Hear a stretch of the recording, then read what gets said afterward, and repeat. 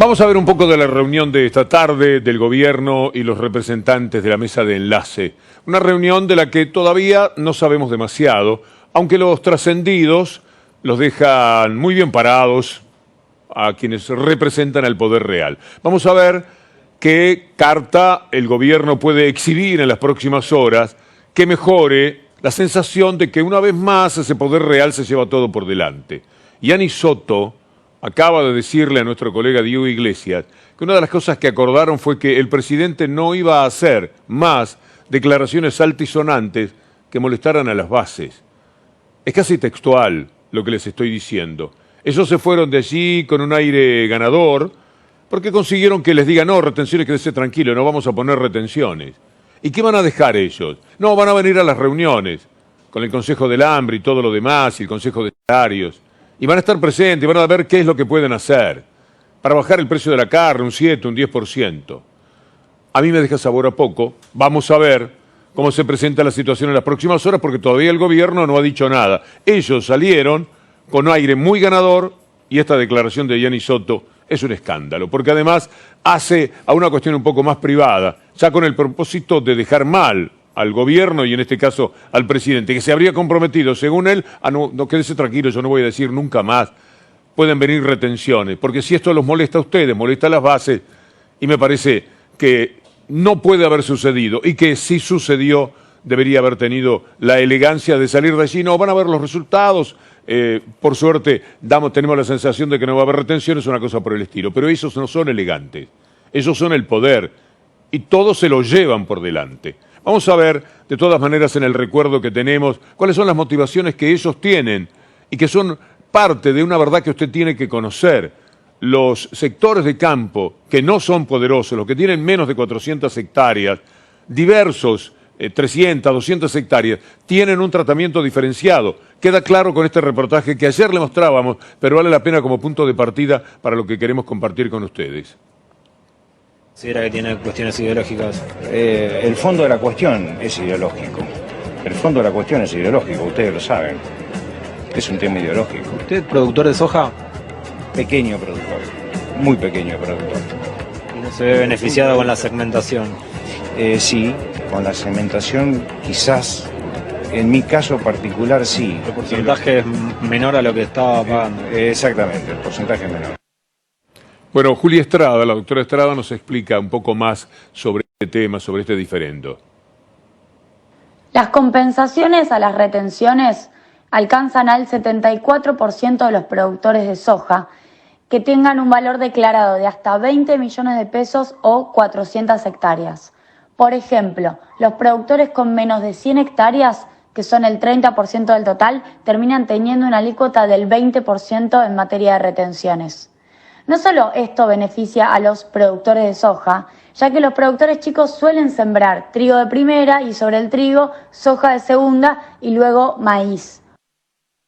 Es ideológico, porque queda claro en lo que dice la doctora Julia Estrada, que el perjuicio lo van a tener aquellos que ganan mucho, tanto dinero que ya no podemos hablar de otra cosa que no sea participar de las ganancias para ayudar a la economía en general y para que la mesa de los argentinos, como suele decirse, no decaiga de la forma en que ha ocurrido durante los tiempos de la pandemia.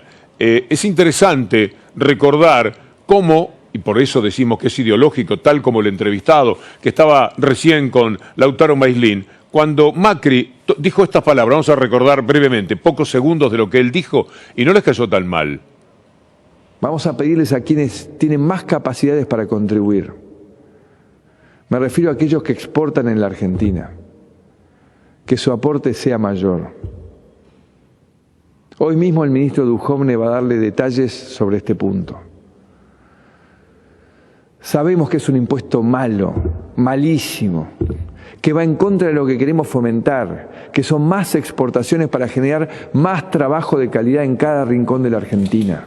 Es decir, un presidente neoliberal podía decir esto, de que iban a dar más trabajo para los argentinos. Y mire cómo lo defendía De Angelis este tema. Lamentablemente tuvimos que llegar a poner las retenciones porque tenemos un país quebrado. Tenemos un país quebrado, pero son muchos, no solamente el campo, muchos producciones exportadoras van a pagar retenciones. Las retenciones en un país federal no deben existir, para eso hay otros impuestos como el impuesto a la ganancia. Esto lo que hace es resentir más a la producción, ya la vivimos a esto. Son 11.000 millones de pesos que se va a recaudar. Tenemos 15.000 de intereses, así que decirle a muchos que por ahí dice que se va a resentir. En todos los temas funcionan de esa manera, con una doble vara, con un enorme cinismo. ¿Les parecía bien cuando Macri, por orden del Fondo Monetario Internacional, volvía a levantar las retenciones? En ese caso salían a justificarse políticamente porque eran gobierno. Ahora fueron con esas ínfulas que decíamos ayer a la Casa de Gobierno y da la sensación de que el copete no se lo bajaron, porque salieron muy orondos de la reunión. Igual me permito tener algunas horas para conocer algunos detalles más. ¿Cuál será fehacientemente la responsabilidad que van a tener en la mesa de los argentinos, en el valor de los alimentos? ¿Qué es lo que en efecto van a hacer? Que no sea nada más que un mundo de promesas, porque entonces, ¿para qué tanta reunión? ¿Para qué los diarios gastaron toda la presión y la extorsión que desarrollaron durante toda la mañana medios de comunicación que alentaban a la gente del campo como si fuera un equipo de fútbol que los representaba y que iba a jugar un partido de visitante con el gobierno nacional? Después tenemos esa doble vara también en lo que hace a los contagios. Mire lo que está sucediendo en la ciudad. Lo dábamos cuenta en el desarrollo del diario, pero volvemos a esta información que vale la pena compartir con ustedes. ¿Puede ser? Ahí está un destacado y después lo vamos a tener a Quirós o lo escuchamos antes a Quirós con esa información. Ahí está, 10 contagiados en las escuelas porteñas. No les realizaron testeos antes de retomar la presencialidad. Quiere decir que esto seguramente, si no se hacen las cosas, los protocolos que se establecen, va a ser un desastre cuando comiencen con esas clases que marketineramente están impulsando a que de todas maneras se tienen que poner en marcha. Vamos a escuchar a Quirós, que dice que estas cosas de la salud están en manos, es un asunto del Ministerio de Educación. Esto es descabellado, pero lo va a escuchar a continuación. Estas son las cuestiones tan importantes que siempre decimos presencialidad cuidada, ¿no es cierto? Vos fíjate que nosotros con la estrategia de testeo que vamos llevando adelante ya hemos identificado 10 personas que eran positivas al virus. Ya hemos identificado 10 personas que eran positivas al virus. Yo creo que lo que dice Quirós es como para tomar nota. Es el ministro de Salud, que habilita todo esto, como habilitó las marchas que se hacían, las demenciales marchas que iban al obelisco y demás, porque él entendía que tenían que hacer la necesaria catarsis. Siempre están jugando de esa manera. Les importa volver a las clases porque es una cuestión de marketing. No sé por dónde piensan que van a sacar ventaja, pero lo hacen estrictamente por eso. Mire lo que esta docente muy calificada, Patricia Injula, nos dice sobre los riesgos que se corren. La verdad es que el gobierno de la ciudad, quiero aclarar que instala un debate falso, un debate mentiroso, como que pretenden ellos las clases presenciales y nos ubican a nosotros, a los docentes, como que no queremos la presencialidad. Y eso la verdad es que no es así. Hecha esta apreciación, vale la pena ver algo que preparó la gente del sindicato, la gente de UTE, sobre algo que dijo Santilli. Si ustedes prestan atención, se les va a escapar alguna sonrisa porque es inevitable. Hay mucho caradurismo para presentar las cosas como que están en estos momentos teniendo a la educación como el norte de sus vidas. Nada les importa más que esto. Y ahí aparece un buen trabajo de armado, de edición, que bien podría ser nuestro, periodístico. Sin embargo, lo han hecho los sindicatos para ver si consiguen hacerse entender, porque juegan con una enorme desventaja. Son muy pocos los que van a difundir este material y son muchos los que van a hacer escuchar lo que Santilli dice. El futuro de toda una generación está en juego. Por eso estamos preparando las aulas para que los chicos y chicas este 17 de febrero puedan volver a clases con la mayor presencialidad posible. Por eso me gustaría preguntarte, ¿qué podés hacer vos para que los chicos puedan volver a las escuelas y los podamos acompañar este año? No, Santilli. La pregunta es qué podés hacer vos, Larreta, Acuña y los legisladores oficialistas que bajaron el presupuesto educativo. Pueden arreglar el baño de las escuelas. Pueden garantizar alcohol en gel, termómetros que funcionen y todos los elementos de higiene en falta. Pueden entregar las computadoras que tanto venimos reclamando. Por ejemplo, pueden aumentar el presupuesto educativo, que es el más bajo de la historia.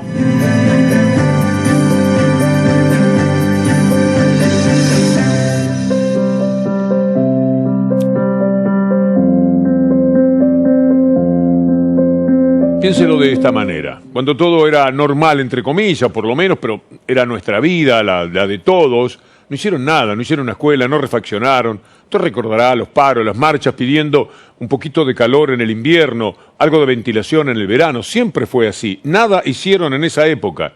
¿Usted se imagina lo poco que se habrá realizado en estos 9 meses, 10 meses, un año casi que llevamos de pandemia? Muy poco se tiene que haber hecho. Igual en esas circunstancias se pretende volver como sea. En los aspectos positivos que hacen al coronavirus, las vacunas, Aerolíneas Argentinas emprende otro vuelo en el día de hoy para retornar 48 horas más tarde, un poco menos, con 400, 500 mil vacunas. No conozco bien todavía la cifra porque no se dio, me parece, con absoluta precisión.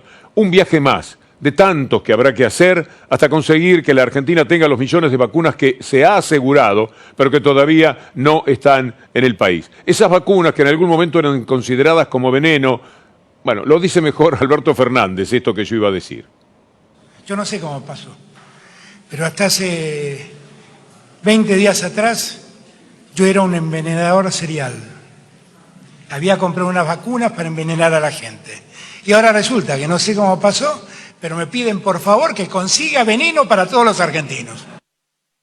Es tan triste todo esto. Escuchen lo que dice Cornejo, que llegó a ser el gobernador de Mendoza, que quiso independizar a Mendoza, o por lo menos lo anunció, del resto de la Argentina, porque no le gusta el gobierno que eligió el pueblo argentino. Entonces yo con los mendocinos me aparto, más o menos esta era la intención, que sigue teniendo una enorme gravitación en su provincia y que además es presidente del Partido Radical en tiempos de pandemia, cuando estamos desesperados por la llegada de la vacuna, por vacunarnos todos, por salir algún día de este infierno. Lo que se le ocurre decir a este hombre es esto. Necesitamos vacunas, vacunas masivas, y necesitamos que las gestionen con eficacia y eficiencia, no como lo están haciendo, para poder salir de esta anormalidad y entrar en una normalidad. Pero para lo que necesitamos vacuna, fundamentalmente es contra el populismo, que es la educación. Como dice ese cartel, la educación vacuna contra el populismo.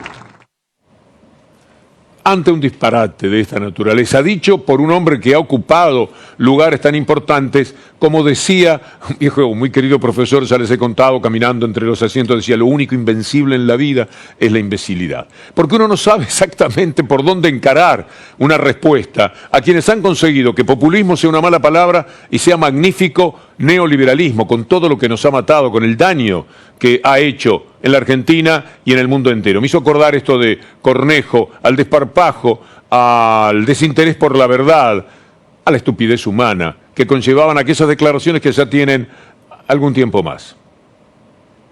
El desafío de evitar algo que para mí es mucho más peligroso que el coronavirus, que es el populismo. Realmente el populismo lleva a hipotecar el futuro. Es mucho más peligroso que el coronavirus, que es el populismo.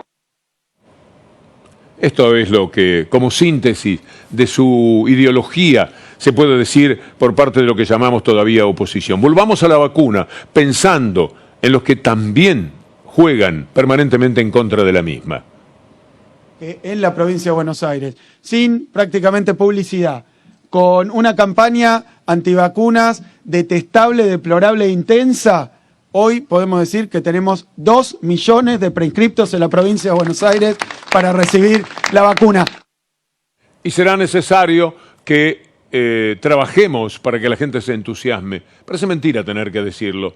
No debería haber una sola persona en su sano juicio que no quiera vacunarse. Tiene que estar muy mal informada, tiene que estar mal dateada.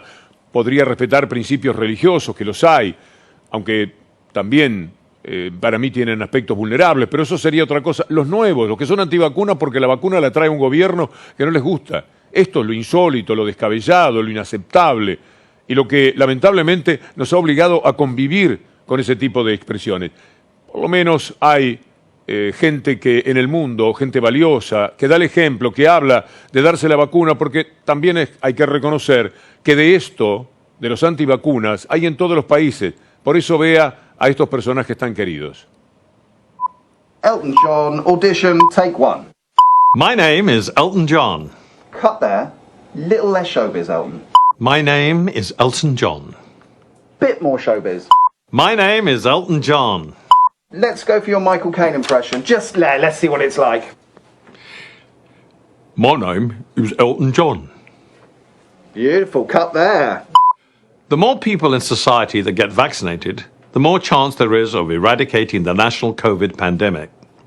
It's really important to know that the vaccines have all been through and met the necessary safety and quality standards. So this is the bit where you're going to have the vaccine now, Elton. So Right. just kind of pretend that you're having the vaccine from a nurse. Oh! What was that, Elton? That was me acting. Okay, let's cut there. And as you can see, I'm still standing. Yeah, yeah, yeah. Wow, okay. Thanks, Elton. We'll let you know. Oh, well, at this short notice, you won't find anyone bigger. Thank you. Hello, my name is Michael Caine. I've just had a vaccine for COVID. It didn't hurt. Not many people know that. Es para hacer promedio. Michael Caine y Elton John nos levantan un poco el ánimo después de Cornejo y Macri. Nos hacen bien, nos dejan una sonrisa, nos dejan una idea y sobre todo nos dejan un aporte. Pero todo es ideológico, como decía el gaucho que hablaba con Lautaro Maislin. Esto es ideológico. A él lo ayuda el gobierno. Él recibe y bien que va y los cobra, pasa por el banco y le entregan a él parte de un total de 11.000 millones de pesos que se distribuyeron hace muy poco tiempo.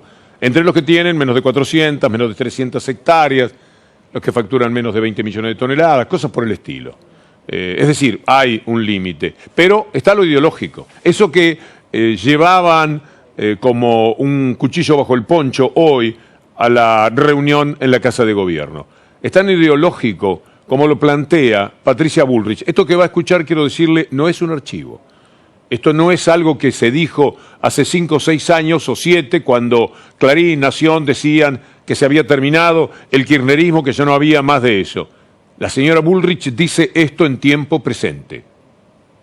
Y yo veo el fin del kirchnerismo. ¿Por qué lo veo? Porque creo que el kirchnerismo está como viejo, como que sus ideas ya están, no son tan masivas. Yo soy bruja, ¿eh? Alberto no suma un solo voto. El partido justicialista, que históricamente le sobraban candidatos, hoy para el 2019 no tienen candidatos. Que sigan soñando, no vuelven más. No vuelven más. Se terminó. Métanselo en la cabeza. Empiecen a entender que no vuelven más. La gente los detesta. A usted, señora, la gente la detesta. Indudablemente no vuelve más. Ni ella ni los otros. No vuelven más. Creo que el kirchnerismo está terminado, organizando, ¿no? Algo, ¿no? El kirchnerismo está terminado. Era el tren fantasma. La verdad, para mí, el kirchnerismo queda reducido a muy poca gente, sinceramente. ¿Qué quiere decir con el tren fantasma? Que no existen ya. Algo subyace detrás de eso. No. Tren fantasma, ¿no? Usted me entiende. Sí. Bueno, estos son los periodistas, pero los medios eran los que inculcaban la idea, y por eso la recogían en los programas de televisión, etcétera, de que se había terminado todo. Los grandes editorialistas fundamentaban que había sido el fin del kirchnerismo.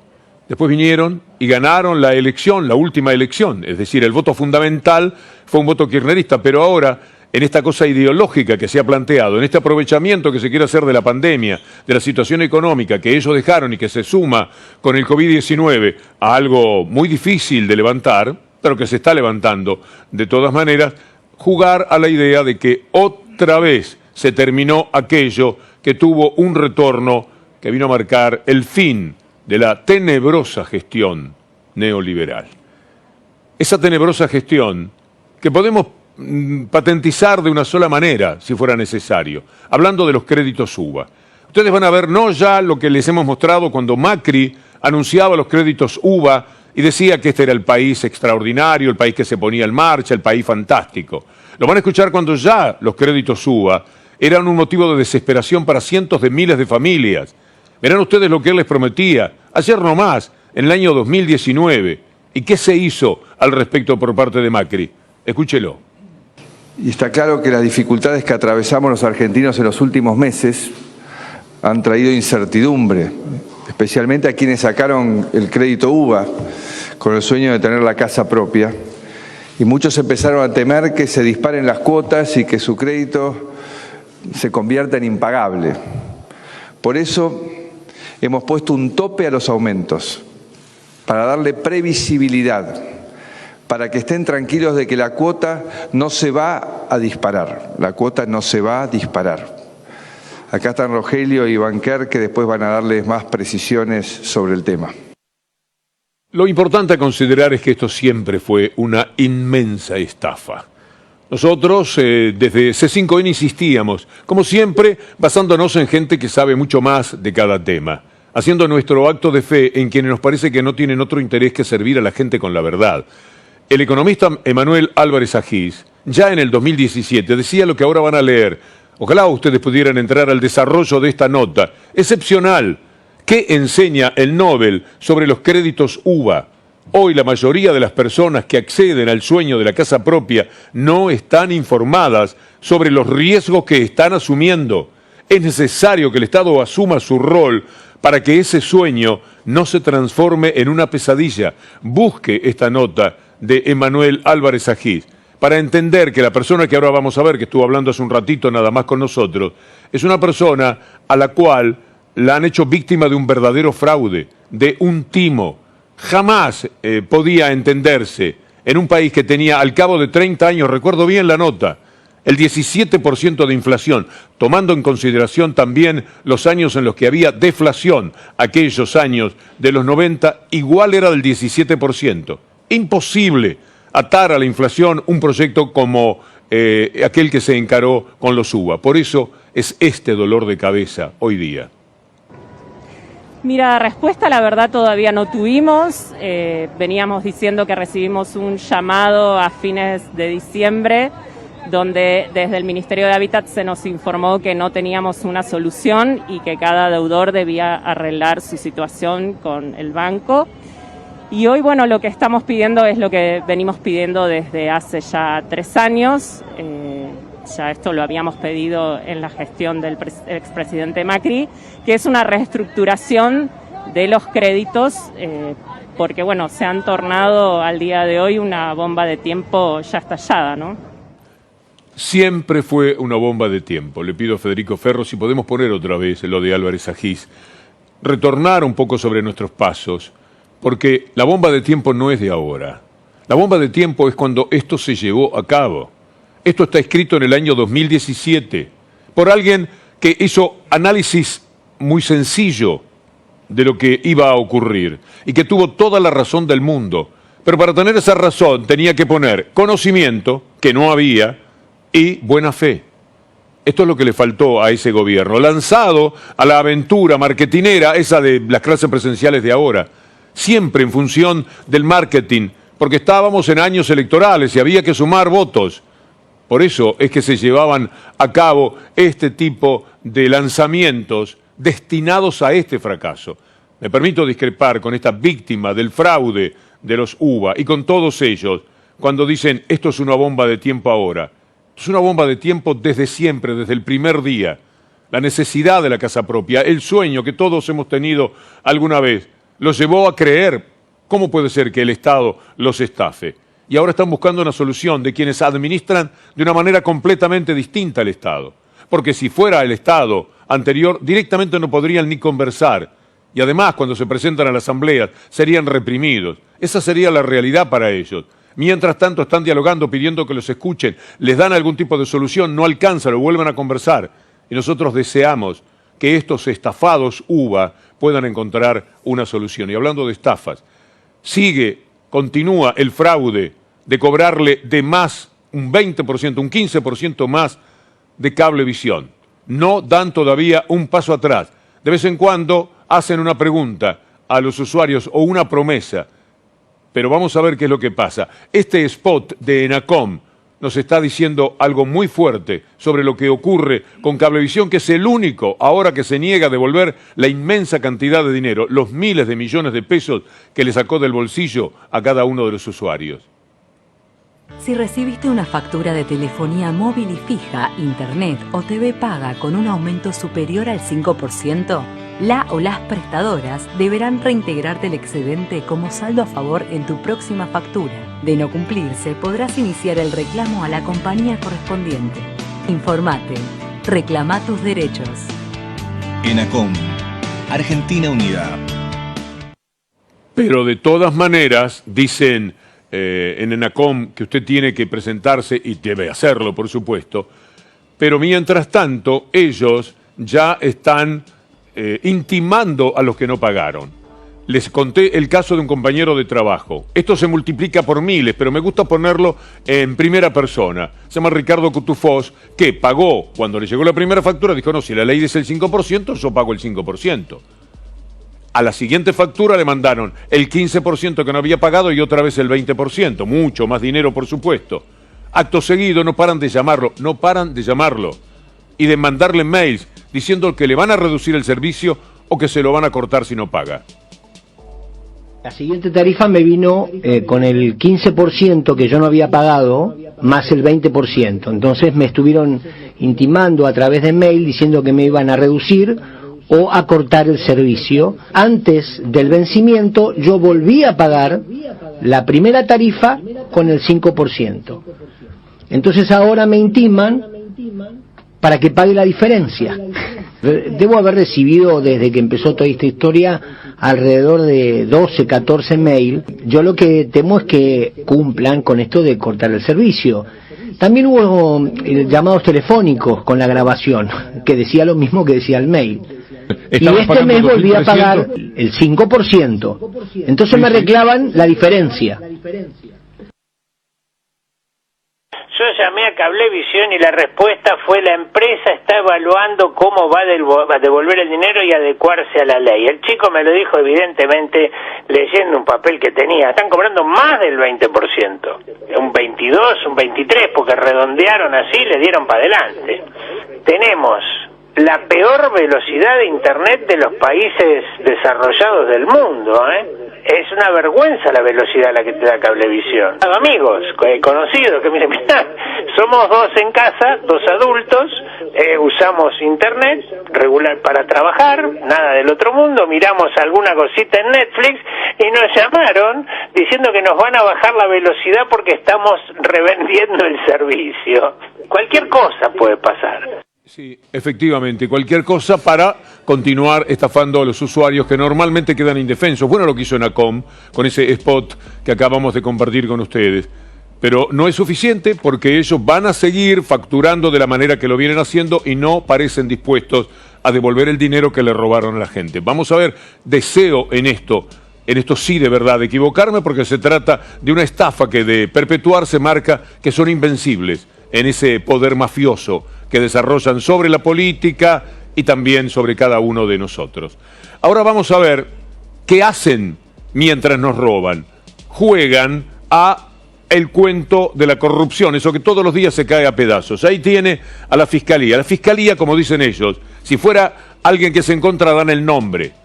Ellos ponen la Fiscalía para darle la importancia. El fiscal se llama Raúl Ple, uno de la banda increíble que actúa en la justicia de la Argentina, empleado de Macri en Boca Juniors. Se llama Raúl Ple. Esa es la Fiscalía a la que se hace alusión. Pidió a la Corte Suprema que agrave la condena de Julio De Vido.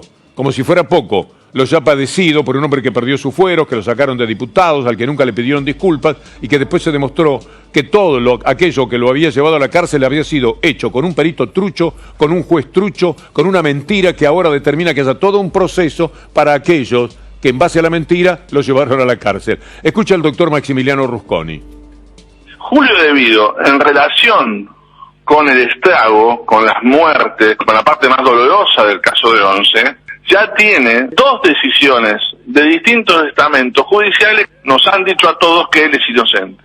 Con la doble decisión de absolución, ya se termine la discusión. El fiscal Ple o sabe o tiene que estudiar que no tiene ninguna posibilidad de reabrir la inocencia de Julio De Vido sobre el Estado. Es un funcionamiento de la justicia como lo describe el doctor Riscuone. Escuchemos un poquito más. No me interesa más hablar con juristas. Tan burdo la lesión a garantías que discutir principismo jurídico no tiene en Argentina ningún sentido. En Argentina en este momento estamos más o menos hacia fines del siglo XVIII. Yo sé que esto me va a costar que nunca más tenga casos penales, no me importa nada. La verdad es que es una vergüenza. Gente teóricamente con algún nivel cultural, están permanentemente repitiendo títulos de Clarín y La Nación, un porcentaje importante de nuestra comunidad. En efecto, es un porcentaje muy importante de la comunidad, la que le ha entregado su cerebro a quienes hacen todo el daño posible porque tienen intereses espurios detrás. Quieren robarse todo y lo están haciendo ante la mirada de todo el mundo. Acabo de describirle lo que pasa con Cablevisión. Y mientras tanto, igual ellos ponen en la mente de la gente, en la captación de la subjetividad. Claro, 300 canales, todos los diarios que usted pueda imaginar, y fijación de agenda para otros canales que, siendo más débiles, no teniendo la misma importancia, también se suma, componen un 90% mínimo, si no 95% de eficacia para todo el desastre jurídico, el famoso lawfare que hemos padecido en la Argentina. También de esto habla Héctor Recalde. De magistrados que no cumplen con su tarea de imparcialidad y tienen un sesgo, han sido incluso responsables o corresponsables del armado de causas. Cuando digo magistrados me refiero tanto a jueces como fiscales, ¿no? Es terrible porque cuando uno va a un tribunal, lo que espera es que quien tenga que juzgar la situación tenga absoluta independencia y no esté guiado ni por el poder económico o algún poder concentrado ajeno al quehacer jurisdiccional, ¿no es cierto? Vana ilusión, por cierto. Las cosas van a seguir así, esto no ha cambiado para nada, y ya ve usted el accionar de Raúl Ple. Ellos saben que 11 tiene que ver con un hombre que no puso el freno y que con su tren llegó a 28 kilómetros a donde tenía que llegar a paso de hombre. Esto fue lo que sucedió. Se durmió, miró su teléfono, algo ocurrió, se desvaneció, pero la única responsabilidad es la del motorman.